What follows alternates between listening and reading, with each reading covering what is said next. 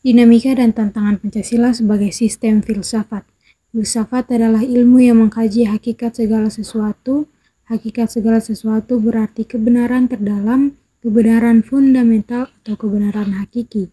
Dalam kajian epistemologi, Pancasila sebagai sistem filsafat dimaksudkan sebagai upaya untuk mencari hakikat Pancasila sebagai suatu sistem pengetahuan. Dinamika Pancasila sebagai sistem filsafat.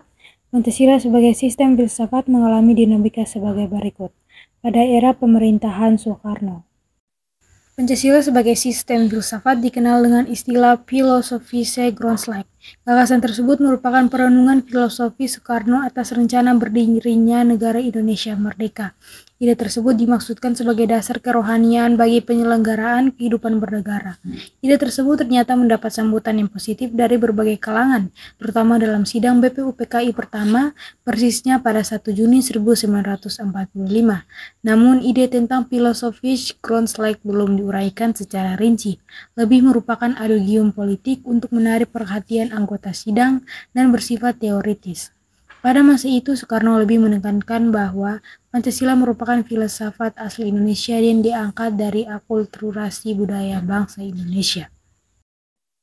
Pada era pemerintahan Soeharto, kedudukan Pancasila sebagai sistem filsafat berkembang ke arah yang lebih praktis. Dalam hal ini, istilah yang lebih tepat adalah Weltanschauung, yang artinya filsafat Pancasila tidak hanya bertujuan mencari kebenaran dan kebijaksanaan, tetapi juga digunakan sebagai pedoman hidup sehari-hari. Atas dasar inilah, Soeharto mengembangkan sistem filsafat Pancasila menjadi penataran P4. Yang ketiga yaitu era reformasi.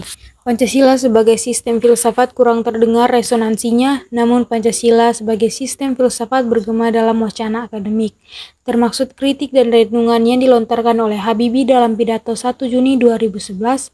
Habibie menyatakan bahwa Pancasila seolah-olah tenggelam dalam pusaran sejarah masa lalu yang tidak lagi relevan untuk disertakan dalam dialektika reformasi. Pancasila seolah hilang dalam memori kolektif bangsa Indonesia. Pancasila semakin jarang diucapkan, dikutip, dan dibahas baik dalam konteks kehidupan ketatanegaraan, kebangsaan, maupun kemasyarakatan. Pancasila seperti tersandar di sebuah lorong sunyi justru di tengah denyut kehidupan bangsa Indonesia yang semakin hiruk pikuk dengan demokrasi dan kebebasan berpolitik. Habibie 2011.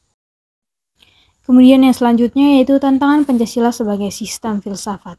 Yang pertama yaitu kapitalisme, yaitu alirannya meyakini bahwa kebebasan individual pemilik modal untuk mengembangkan usahanya dalam rangka meraih keuntungan sebesar-besarnya merupakan upaya untuk menyejahterakan masyarakat. Salah satu bentuk tantangan kapitalisme terhadap Pancasila sebagai sistem filsafat ialah meletakkan kebebasan individual secara berlebihan sehingga dapat menimbulkan berbagai dampak negatif seperti monopoli, gaya hidup konsumerisme, dan lain-lain.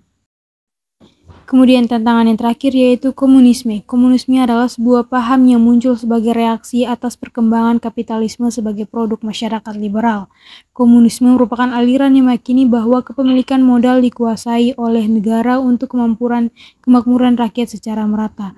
Salah satu bentuk tantangan komunisme terhadap Pancasila sebagai sistem filsafat ialah dominasi negara yang berlebihan sehingga dapat menghilangkan peran rakyat dalam kehidupan bernegara.